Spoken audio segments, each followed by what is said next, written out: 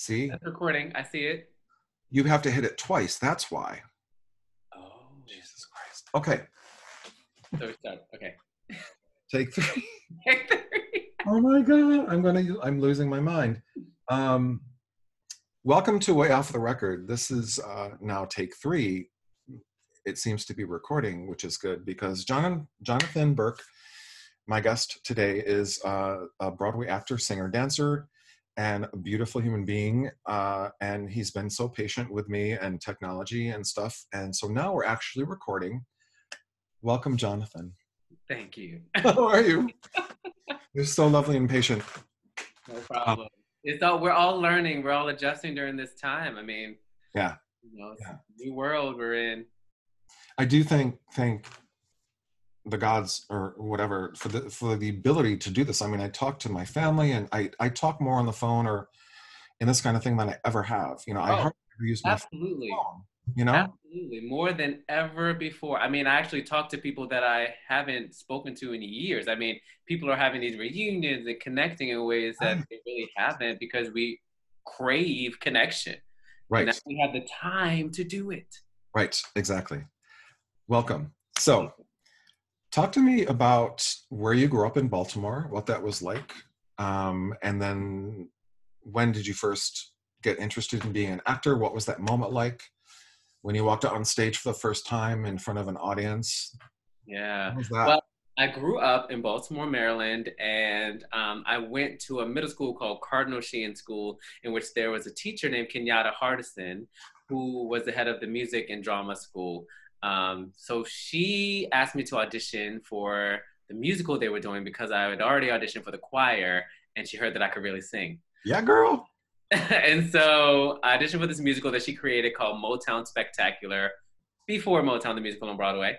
Thank And you. Thank she did I ended up being cast as Stevie Wonder. And I was singing My Cherie Amour, which is one of my Oh, favorite songs of all time because of okay. this experience. And I Want to sing a little bit? Sing a little bit. Oh, my Cherie Amour, lovely as a summer day. Perfect. Yes, it's my song. Ah, My perfect. I still sing it at auditions, actually, to this day. Really?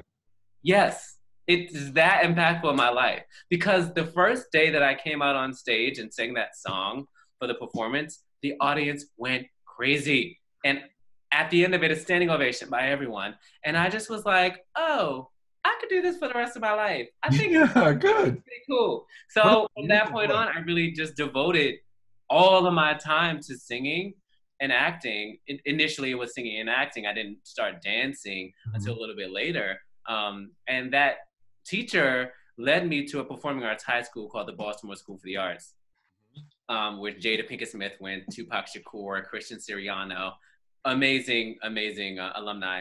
Wow. And I went there and I majored in acting, and that was really the beginning of like true training in acting. The level of training that they do there is college level. So a lot of things that I learned there, I continued on in my college career.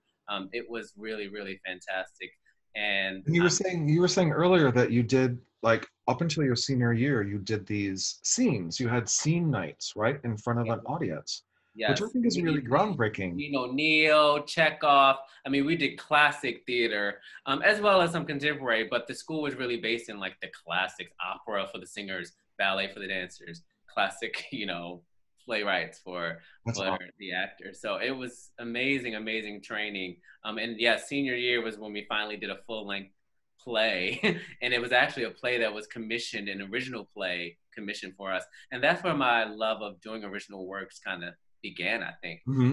That's my favorite thing to do, original Yeah. pieces. And I've luckily been able to be a part of a lot of world premieres and original Broadway casts throughout my career because it's nothing like creating a role. There's Exactly. nothing like putting your own stamp on something Exactly. and creating. So yeah, that Baltimore School for the Arts was a great, great training ground. And I then decided, well, look, I've gone this far. Let me major in this in college. So I went on that audition trail, which was a whole nother thing. If anyone's in that place, God bless you. The seniors in high Yeah. school know how it is. But you end up where you're supposed to end up. That's what I always tell students. you know, the place that is right for you will come to you. And so I ended up at Ithaca College, where I got a BFA in musical theater. It Amazing. was, again, a wonderful experience. And that's where I really started my dance training. There was a woman who was the head of the musical theater school named Mary Cotaro. And she saw that I had this natural dance ability because I was dancing throughout high school in musicals outside of school at a place called the Arena Players Theater. Mm-hmm. We would do, you know, a lot of the traditional musicals, Pippin and Fame and all of that stuff, Into the Woods. So I was dancing there, but I didn't take ballet class, jazz class, tap class, anything like that until college. And so she saw that in me and she really honed my dance abilities and she made me her assistant and dance captain, her assistant choreographer on all of the musicals that we did throughout college. And so that was a great, great learning experience, which led to me being able to be dance captain on Broadway for several shows, actually, which is a great, great experience and a way to do something different within the craft. I mean, you know, it's different being a leader as opposed to, you know, learning dance and a performer. I mean, but being able to, you know, make sure that everyone's doing the choreography correctly. Those of you who don't know what a dance captain is, a dance captain is a person who the choreographer has chosen to maintain the choreography after they have left the show, because once the show opens, the choreographer is no longer there every day. Right. So the dance captain then has to make sure that everyone in the show is doing the choreography properly. And if there's a new person to come to the show as a replacement, they have to teach them all of the choreography. So you have to know every piece of choreography for every person in the show in order to be the dance captain. So it's a lot of responsibility, but it's a great, great reward. Yeah. So Ithaca College was great, and it was a wonderful, wonderful. Ithaca, by the way, is one of my favorite places on earth, and I'll tell you why. There's these, I mean, it's not scientific, I don't think, but there's the idea of this called the vortices, I believe, and it's like energy concentrations in certain parts of the world. And again, I don't know if it's a physics thing or if it's, you know, sanctioned by science, but I think it is. And there's something about Ithaca in particular that when I'm there, I'm from the Adirondacks, so I'm from like the western part or the eastern part of, you know, New York State. But there's something about that Finger Lakes region and Ithaca and all of the gorges there. It's magical. It's so beautiful. I'm so glad that makes total sense. I mean, that's what I always feel. It's a magical place. It's like a bubble of joy and acceptance, and just a wonderful. Like a little hippie. It's a little. Yeah. I don't know. I love that. I love that place. Anyway, so tell me about the move from college to New York City. What was that like? In terms of, you know, like working, auditioning on, you know, New York City, Broadway, off Broadway kind of thing. Yeah. You know, Ithaca, like we were saying, is this very small town. So going from there to New York was a big change. Luckily, I was from Baltimore, so I was familiar with the city life, and I've always been a city boy. And I always loved New York. Growing up, I would come to New York and see shows, and it was really I would always wanted to live in New York, and I always wanted to be on Broadway. So it was a great moment when I finally made it here. But it took me a little detour because my senior year of college, we do something called Showcase, in which we present our work to industry professionals, agents, casting directors, in order for them to know us as new coming artists in New York. And that week I was cast in the national tour of Cats as Mungo Jerry. And so I had a job from graduating college, which a lot of people that go to college for performing arts do not have. So that was a great, great joy. Oh shit, that's amazing. Relief. So I was very excited to do that. I went on tour for a year. I went around the world, well, not the world, the country, in the United States and Canada, and learned a lot about what it takes to do a show 8 times a week, an extended run. You know, what does that mean? What's the stamina that you have to build? How do you keep it alive for that amount of time? And I made some really great lifelong friends as well. My best friend, who is also on Broadway now today, is incredible. I mean, we really learned together. So that was a great experience. And then once that was over, I moved to New York.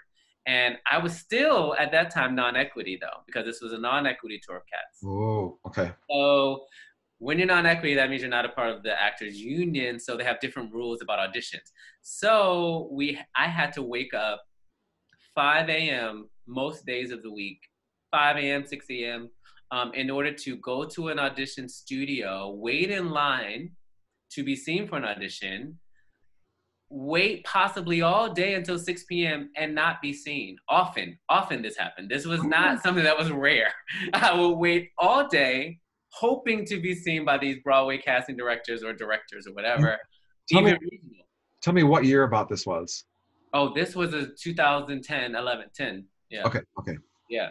And so it was hard, you know, it was grueling, but once we finally got seen, the payoff was great, because the time that I finally did get cast in my first show in New York was an off-Broadway musical, world premiere, original work, like I was saying I'd love to do, called Langston in Harlem, about Langston Hughes. And the cast was phenomenal. It was an all-Black cast of these amazing, renowned actors that have been in this business for years, that I had looked up to. I had watched them in shows on Broadway prior to me being in the show with them. And I was just this young boy coming in, and I learned so much from them. I'm so grateful for that experience, because they are my friends to this day, mentors to this day. And that really was a jumping off point for the rest of my career. And then I, started doing a lot of regional work and more tours. I went on so many tours throughout the years. Oh, man. I did, 5 tours. I think I've been on. Well, I wanted to ask you about that as well. I mean, I think part of me is a Bedouin, a gypsy, but then the other part of me is like, I really like my couch. And I don't know the idea sounds really exciting, to travel around for a year. What is that experience like versus, doing a show in New York City, like a resident show? Yeah. I always say, and I think it's so true, that tours are really amazing opportunities for people that are new to the industry, because you make these connections with people and you learn how to work in this business, and you get to see the country, or even the world possibly, depending on what tour you're doing, on someone else's dime and getting paid to do it. So it's a wonderful, wonderful experience. I loved it. Now, that being said, there's nothing like being home and, a sense of community and like family, and you do miss those things. So now I'm in a place where I'm not so much interested in touring, because I've done it so much. But if I had never done it, I think it's something that is beneficial to all people. I mean, but it's nothing like doing a show on Broadway or off Broadway in New York City. I mean, that's what we all dreamed to do since we were in 6th grade in Baltimore, Maryland. So it's nothing like it. So talking of which, that's how the British say it. Talking of which, talk to me about Tuck Everlasting / Choir Boy. Yeah. Okay, so Tuck Everlasting was actually the first Broadway show that I got cast in. I was so excited. I had one audition for it. So it was very unexpected, because I thought that it would be a whole round. Normally there's several rounds of auditions, even if they're not for Broadway, for regional shows. You have callbacks and things like that. We had one day in which I danced, and then I sang, and even when I sang, I forgot the words to my song, but I made up words on the spot. I don't know if they ever knew that I forgot the words. I never told them later, but I made it up. I kept going. The show must go on. And, I left thinking, okay, cool. That was cool. I didn't really expect to get cast. And I mean, I expect, okay, maybe there'll be a callback, because normally I would get callbacks for any show. So I was like, okay, well, we'll see. But an hour later, after the audition, my agents called and told me that I booked it. And I was like, are you joking? Booked it? They're like, yep, that's it. This is your Broadway debut. After all this buildup of what it would be like to make my Broadway debut, it came this so unexpected. Amazing. And by the way, I mean, I know a little bit about how this works. Like, to get a call from your agent in 1 hour after your audition means that had to go through the people in the casting room, discussing this and then making the call to the agent and the agent calling you within 1 hour is astonishing. Yeah, it really was. Imagine me. I was just Um, completely shocked. I did not where were expect the you? call. Do you remember where you were? Were you like walking on the street or what was that like? Where was I? Where was I? Think I was. I think I was at my. I think I was at my home. I think I just got home. Yeah, yeah. Yeah, I just took the subway home, and there it was. Yeah. So that experience was great because I was actually in that show with Terrence Mann, who I used to watch in middle school because that teacher introduced me to Cats, the Mhm. musical on film. Terrence Mann played Rum Tum Tugger. Oh yeah, sexy as fuck, Oh, right? yeah, I know. Well, and I watched it over and over. And so now I'm in a play, my Broadway debut with him. I mean, it was full circle moment. It was a full circle moment. And so that experience was great. I mean, we had an amazing time in rehearsals. We had a lot of fun. I was in the ensemble dancing. It was cool. We had a great cast of people. So 2 days before tech rehearsals began, which is when you move into the theater and start working on, the set and all of that in the space, I was rehearsing and I fractured my foot. And so I was then put on medical leave because it was not danceable, this foot at this point, Hmm. for 2 months. And it turned out that the play only lasted for 2 months. So the week that I was meant to return to the play after my medical leave, the play closed. So I never actually set foot on the stage for the show that I created. That was my Broadway debut that I had worked Ah, hard to be in. So but it there's a was silver lining here, right? Tell me the silver lining. there is a silver lining. There is always a silver lining, and I really believe that all things happen for a reason. Hmm. So within that time, of course, I was initially devastated, but I knew that there had to been some greater purpose for this, and so it didn't come immediately, but I just believed that there would be. There would be something that told me that this all happened for a reason. Flash forward, what is it? 2 years later, I find out that Choir Boy is going to Broadway. I had done a regional production of Choir Boy before that in DC at the Studio Theater with the director of Langston in Harlem, the first show that I did in New York where I got my equity card. He was directing this piece. He called me in as an immediate replacement for that play, which I learned in a week. And I was input into the show and we had a great time. And Terrell McCraney, who was a playwright at Choir Boy, was a part of that process, still developing the piece regionally. So I developed a great relationship with him there and, through the years after that. So finally, when I found out that Choir Boy was going to Broadway, which was totally unexpected because it had already been off Broadway years before. So I didn't think that it was really ever going to be on Broadway, but it was. And so I found out, I said, okay, this might be my chance to be on Broadway again, Yeah. or actually step foot on the stage.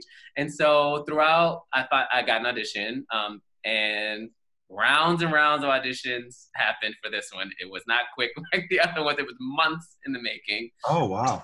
Oh yeah, it was months. And I actually did a Skype audition. I did a Zoom audition, just like this.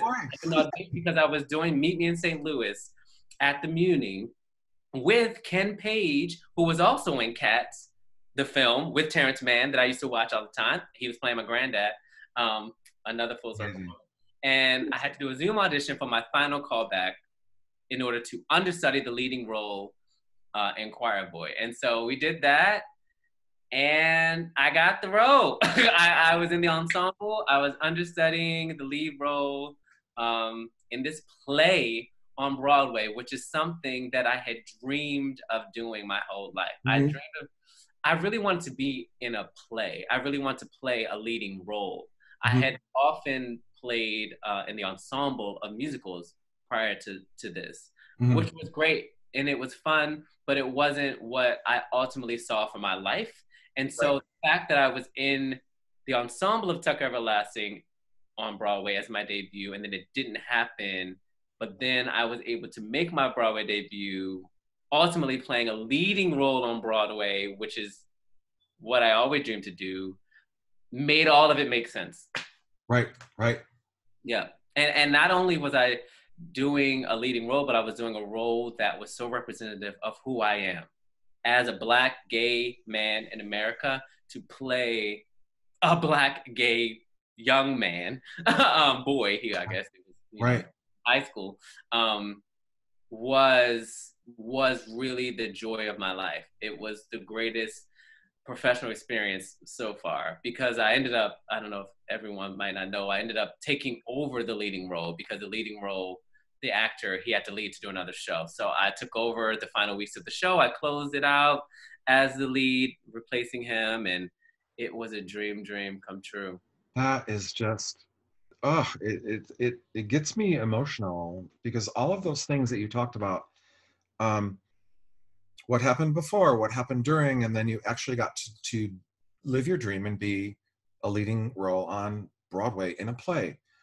And I do think that a lot of that has to do with your particular outlook about this. You know, you're summoning, this is what I would love to do. And, you know, something happened with this play, and then I'm just gonna, I'm gonna really like feel in my heart that there's a reason for that happening, and go positively forward and end up doing exactly what you wanted to do. It's like creative visualization, you know, Absolutely. in a way. God Absolutely. bless. Thank Oh, you. that's so exciting. All right, fast forward. We talked a little bit about when you were in, well, actually, we didn't talk about Mary Poppins. Non-traditional casting, which I want to like blend into the Draw the Circle Wide conversation, and then we'll end with inheritance and some other things. So tell me about your experience with finally what seems to be happening in the theater world, especially non-traditional casting. So you're in these two like very white shows, Mary Poppins and Meet Me in St. Louis. Tell me about that. What that's like. For a long time in this business, it has been very hard for directors, producers to see outside of the traditional scope of how a show was originally cast or originally done. Mhm. Finally, like you say, I think people are opening up to see that there is a benefit, huge benefit, in showing the world as we live it today. And Mhm. to know that these stories are not only existing within white communities, they exist across the world. We all share a human experience. So to see it through another lens is a beautiful thing. So when I got cast as Bert in Mary Poppins at Syracuse Stage, I was so excited because honestly, I had done the national tour, the Broadway tour of Mary Poppins in the ensemble. Oh, okay. And I had never thought my whole life that I would play Bert. I just never seen within the scope of reality because I had never seen it done. I Right. mean, Right. it just never crossed my mind. So when I got the audition, I was like, you know what? I actually can play this part. It dawned on me at that moment, like, why have I not thought that I could play this? Right. Just because of the representation that I have seen. You weren't even given the option, you know, No, before, you know. So no, why would you no. pick? So being able to do that was so amazing. And I remember there was a little boy after the play, and he was like, he met me after. He was just a little black boy. He came to see the play, and he was with his mom, and he was just so excited to see me and meet me. And he was like, and she was like, he wants to be Bert. He said he wants to be you, and I was like, it just made my heart melt because this child now could believe that he could one day be Bert. He could do anything. Like it just You know never. what that reminds me of? You know that photograph of this little black boy in the Oval Office, Mm, Barack Obama leaning down so that the little boy could touch his hair. uh, Little black boy could touch Barack Obama's hair. And yeah. then staff photographer, who I follow, and I can't remember his name, who's brilliant, um, captured this photograph. It's like, that's what that reminds me of. That's Yeah. beautiful. And that I mean made it all worth it. Those are the reasons why I wanted to be an actor, to inspire to change people's lives, to encourage people, you know, so that, and then that also, I mean, and even at Meet Me in St. Louis, again, just, you know, traditionally white cast. I mean, you know, but to play this part with Ken Page, I Mhm. mean, it was a dream. And again, afterwards, there were just different people who had the same kind of, you know, reaction as this little boy in Syracuse. And I'm thankful that I've had these opportunities, and I know that a lot of people actually still haven't. I mean, it's Yeah, still not, it's not as common as it should be. You know, it shouldn't be this rarity that you find, you know, honestly. this type of So capacity being one done. of, one of the things I'm gonna do a little self promotion here. God, um, we're gonna talk about Draw the Circle Wide next, but um, my boyfriend and I were lucky enough to see Ellie Stroker and the original cast of this breathtaking, dark as fuck take on Oklahoma. Mhm. And from what I read, they didn't change much of anything. They left the music as it is, they left most of the book as it is. And I never picture myself, because I'm not a big Rodgers and Hammerstein kind of that kind of musical fan, but we were just completely blown away, like devastated at the end, you know, how it ends. Yeah. And that's a really great example of when, for two reasons. I think it's the end of Act One when they have the ballet Yes. sequence, and they have this like black woman doing like a slave kind of, holy shit. And then they do a little intermission, and then but the whole thing, then you have Ali Stroker playing Ado Annie in a wheelchair, Yep. which the Wow. actor is in a wheelchair in real life. And it was just, it's making the hair on my arms stand up. It was just the most beautiful thing. And that's a beautiful example of, here's what we can do if we just get over ourselves That's right. and don't think about it as it was done originally. That's the beauty of art, is like reinterpretation Hmm. of something classic that you can make anew and so much more beautiful. That's right. So I wanted to talk to you now about Draw the Circle Wide. Yeah. I've known Tom Gualtieri for 20 plus years. Really, Really? Oh my goodness. yeah, yeah. I was dating this guy that was in a play with him, and I always get the name of the play wrong, so I'm not going to mention. I'm not going to. It was. I think it was. I want to say Cloud Nine, but no, there was something else. Another play that they did. Anyway, that's how I met him, and I've known him forever, and we're like super good friends. So tell me about working with Tom and David, and what the whole initiative of Draw the Circle Wide means to you as an actor. It's an amazing thing that they're doing. I'm so grateful to them, and I keep telling them that it's fantastic, and more people should do this. Um, they are bringing together different artists that are underrepresented in the artistic community for different reasons, whether it's race, physical ability, sexuality, you know, all different types of things, you know, that are not as represented as they should be. Mhm. And they're getting our stories, and they're having interviews with us, asking us, you know, what it's like to be who we are in this industry. And then they are creating original pieces for each of us based upon these interviews. So Mhm. it's a very cool thing, so that we have something that is, you know, tailored to who we are. I mean, which is not often the case, because there aren't, you know, as much material written for people, for say in wheelchairs, or Right. for black people in general, let alone black gay men. Right. So it is a special, special opportunity to really express a part of the world and the community of humanity that isn't often given the chance to express themselves. It's amazing. And one of the things that I love also about the initiative is, even while they're interviewing Jonathan Burke and Sidney Chung and Ellie Stroker and Ryan Redmond, um, the whole ultimate goal is that it shouldn't matter.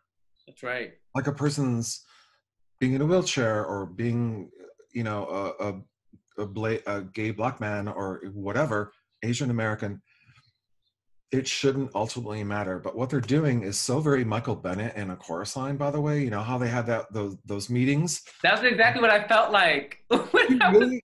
Because okay, so another thing that I wanted to mention to the viewers, like the Every Little Step. Have you seen that documentary? Yes. But I want you to I would love for you to play Paul.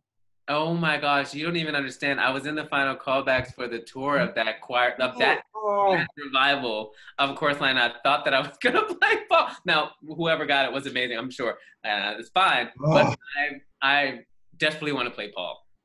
So it is like, oh, Jason he Tam was in the incredible. doc version just He was amazing. I remember seeing him, and then when the tour came around, I was like, he was so phenomenal. I would love to do what he did. You know what I mean? And at that time, I was still non-equity. So the fact that I made it to those final callbacks, I was thrilled that I made it that far. So it was great. did you were you up for a specific role? Was it for Paul or was it just general? They didn't like It was for Paul and Richie, either one. That was the ah final wait, callback. Richie, I can do that, Richie? No, Richie is the one that sings "Give Me the Ball." It Oh, was James Lane in the yeah. revival. Okay, I love. Oh God, it's my favorite show of all time. Yeah. My friend, a good friend, John O'Neill, is the musical director for the tour. Mm. So I went to San Francisco to see. This is before it came to Broadway. It was a few years before that, but it was the same basic, iteration. Hmm. And something happened with the tickets. The tickets were fucked up, or whatever. So I have a little tea I want to spill here. Yes. I'm Um, great. So I stayed in the same hotel that he and his partner, now I think husband Jeff, were in, which is this grand hotel in Union Square. And I can't remember the name of I think it was Grand Hotel. Um, I think it's one of those like gorgeous, like said a little Baroque lobby, huge place. And we had sort of made plans to hang out like as much as we could after he was done with the show. So this one night I was sitting there with Jeff, his partner, and John comes along, and we have this. Finally, the three of us, because they used to be my neighbors, like right next door. Uh, John and Jeff, and we're talking. We're having this fantastic like final like meetup. We can actually like talk to each other because we haven't really talked for years before that. And then here's the T girl. And then that actor Nikki, who auditioned for Cassie Yeah, yeah, yeah. in the movie, I remember. not my favorite person. She barrels in, and just starts talking about this audition that she had and how fucked up it was and blah blah blah, blah. And then she like, and so the three of us are there. She's talking to John, and Jeff and I are just sitting there like, welcome, and then she turns in the most like actorly fake way and says, oh, I'm so sorry to interrupt. Like I didn't mean to interrupt. In my mind, I'm thinking that's exactly what you plan to do. And all I did is I stood up and I tried to be like a gracious lady, and I said, nice to meet you, and I left and I went to my bedroom. Oh my My God. room. But it was like, oh, and then I saw the movie, right? The documentary is like, I know that girl. Girl, I know you. Whatever. I mean, look, I can't imagine doing what you do. I mean, it's breathtaking, honestly, what you do, Thank and you. the kinds of things that you inspire us all to be by doing what you do is it's just it's unstatably beautiful. So Thank you so much. I really appreciate I'm it. gonna get all emotional. All right, let's talk about The Inheritance. What Yes. about that girl? Oh my gosh. So The Inheritance is the most recent play that I did on Broadway, which Mhm. we closed due to this coronavirus a little earlier than expected.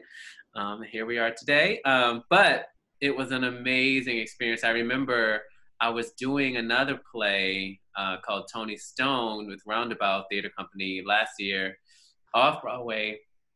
And I remember I got an appointment from my agents about a workshop of this new play that was in London called The Inheritance, about a group of gay men in New York City, 3 generations, and what has been passed down or not passed down between these generations due to the AIDS epidemic. And so I was like, oh, wow, this is fascinating. And everyone was like, it was a huge hit in London. It won the Olivier. This is going to be a thing. You should be a part of this. But I unfortunately couldn't audition because I was a part of this play and it was overlapping. So I was already in this play, Tony Stone. So I was like, oh, bummer. I really would have loved to have been a part of this workshop, not knowing that it was going to come to Broadway yet. Flash forward a couple months later, they announced that it's going to Broadway. And then I was like, uh-oh, this might be my chance. I have to be in this. I'm meant to be in this. Got an appointment, booked it, and here we are. So, I mean, it was a great experience. It was a play that's played in 2 parts. Each part is 3.5 hours long. And for most of the parts, especially part 1, we are on stage the entire time. So it really is a huge undertaking, and it's only us. There's no set, really. It's just a blank stage with the riser, goes up and down, and props. Some props, not in that many props, but well, there actually were a lot of props. A lot of props, and us. Storytelling, which is what I love to do best. I just love to create human experiences and connections on stage and tell stories. Use your imagination. And so it was a really great exercise in just like focus and listening and being alive and aware and in the moment. And I'm so grateful for how it also changed a lot of people's lives, because the play was really close to home for a lot of people that came to see it.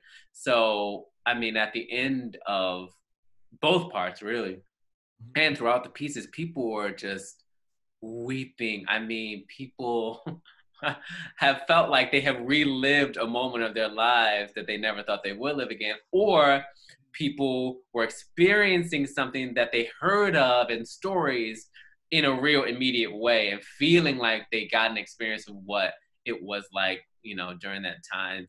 And after every play, there were just so many people that just thanked us for telling their stories. And, you know, people were like, I just felt like my partner was with me again that I lost during this time. I mean, it was just my heart. And these are the reasons that we do this art. Right. So many people. I can only imagine like what that must feel like on the receiving end, you know, like there's all this, and I think about this when I think of a concert or a play, there's all of this energy coming forth from the audience to the players, and obviously vice versa. But for that particular work, I can imagine like, say, half folks my age, I'm 54, and half your age, you know, experiencing the same kind of thing, but in a completely different perspective. Absolutely. How that must feel as you know, receiving that kind of energy. Well, that's why I love theater, because you don't get that when you do a film or, you know, a TV show or a film, because it's not that immediate exchange. Right. That's the best part. I mean, we get to actually feel the energy, hear their response, and talk to them after if we want to. Right. You know? It's like this closed circuit of emotion, you know, between the audience and the players. And God, that's fantastic. All right, so let's talk about sorry, I'm trying to read my notes. I think let's end this on a positive note, but I think it's important to, in all of my interviews now since, you know, coronavirus, how has that affected your personal life, your professional life, how you make a living now? And what is that like? How are you navigating this crazy time that we're in? Yeah, I mean, who would have thought something like this would happen? I mean, this is literally unprecedented. So Hmm. we're all learning daily. So I really have come to the place in which I'm taking each day as it comes, day by day.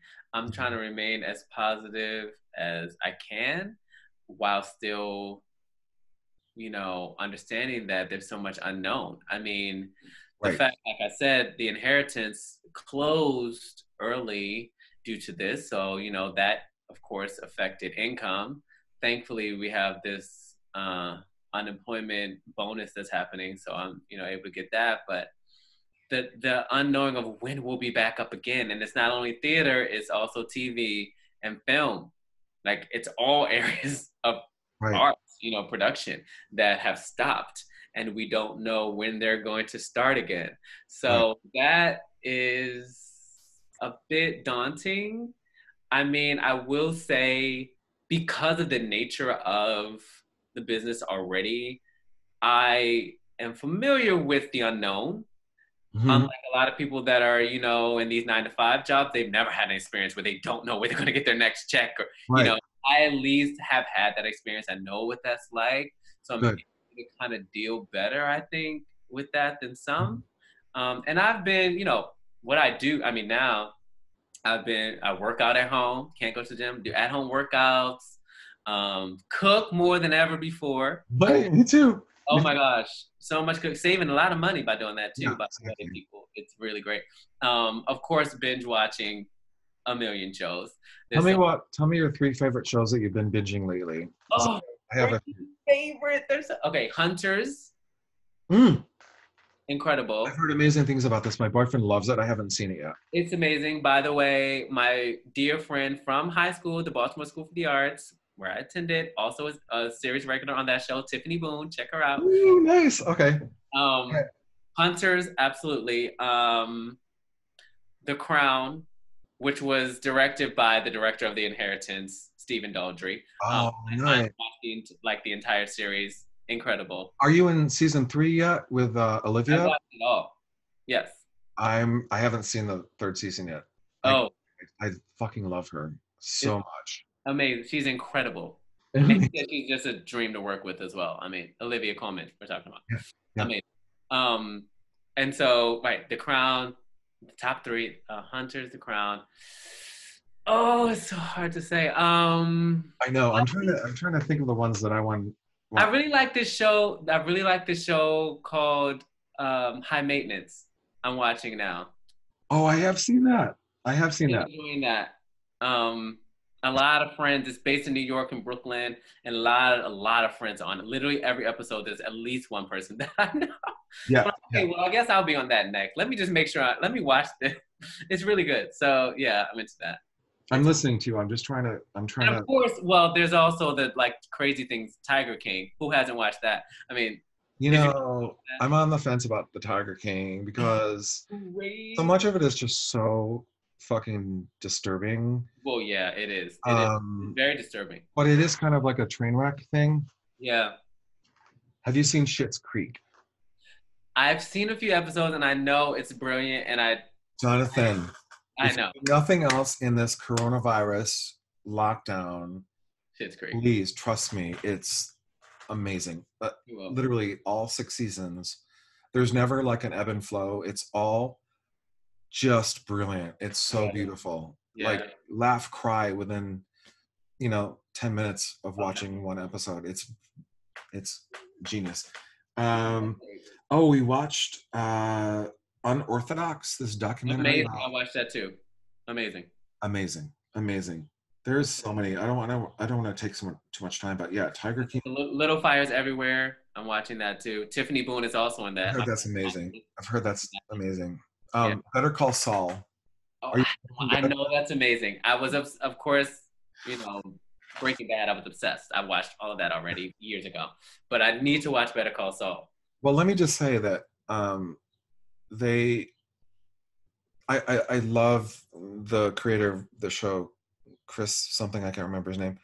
Um, for the first like 3 or 4 seasons, it was like, oh, this is like better Breaking Bad light. It's not nearly as violent. It's more funny and stuff. And oh, girl, It goes there. as it goes, it's like, because as they get closer to what Saul Goodman's character was in Breaking Bad, which is extremely violent, um, it's just so perfectly paced. It's brilliant. Anyway, so those are some shows. Yeah, I mean, I'm the same way. I've done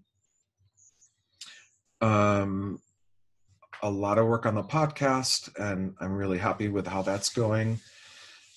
Again, you know, like I'm thrilled that we can do this on Skype, because for the majority of the podcast, which again started in November, it was like most people I would have come to the apartment. We'd make dinner afterwards.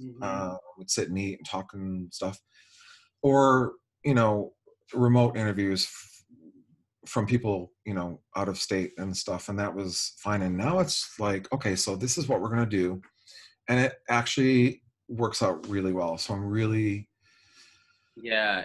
thankful. It's great. I mean, and I've been doing actually a lot of like interviews or speaking to classes or, you know, things like that over Zoom or Instagram Live. That's been taking up a lot of my time. And I'm actually doing a reading of a play on Zoom this coming Sunday. A new play called Snow Globe at 7 p.m. on Sunday, if anyone wants to. Can you send me the details, and I'll put that on the show notes? I will. I mean, is it for everyone to view, or is it like anyone can view? As long as you send an email request to view the Zoom, you can view it. Snow Globe? Snow Globe by E.E. Adams. The theater company is Amios Theater Company. So it's on their website, AMIOS, Amios Theater. Sunday. Send me the I suddenly can't type right now. Yeah, I'll send it to you. So link I mean, we're doing readings and workshops on Zoom now. That's what's happening. You know, that's the new way. That's the way we can keep creative and keep doing this art and get people to see it. I mean, that's the only thing we can do right now. So I'm happy to do that. And it's great. And I've been doing a lot of Zooming and FaceTime with friends and family. So much of that, more than ever connecting. Yeah, me too. More than I've ever done in my life. That link that I sent you earlier, somebody had sent me of what I am assuming is like a professional choir, Camden Voices, and there's a whole bunch of them on YouTube, and they do it through Zoom like we're doing now. But there must be they must have like record their voices separately and then send them off to some place where it's all merged, because they do not sound like they're on Zoom. They sound like it's in a recording studio. I've seen this, and I did like a musical. We're doing like a musicals at home. There's this thing called Musicals at Home that someone has created, Kirsten White, and we all sang our songs or our portions of songs at our homes, and then they're going to put it all together to compile the scenes and like make it look like a musical. I don't know. I cannot wait to see how it turns out. But I sang my song. It's a Pete Her Pan, the musical is what we're doing, written by Douglas Lyons and Michael Thurber, and I'm playing Peter Pan in that. So I don't know when that's going to be released, but like Peter Pan, or like Peter Pan, but an adaptive version of Peter Pan. That was my first Broadway show, by the way. Really? When I was in junior high school, and Miss Sandy Duncan was Peter Pan. Oh. And it was brilliant. You know, we drove down in a bus from upstate New York, and it was just like magical. It's fantastic. Yeah. Jonathan, thank you for doing this. It means the world to me, and I think the people tuning in are gonna get a lot from this, from all different aspects. And I'll check in with you again, and we'll talk. Absolutely. Thanks so much for having me. It was so fun. Thank you for doing this. Thank you. Of course. You're welcome. See ya.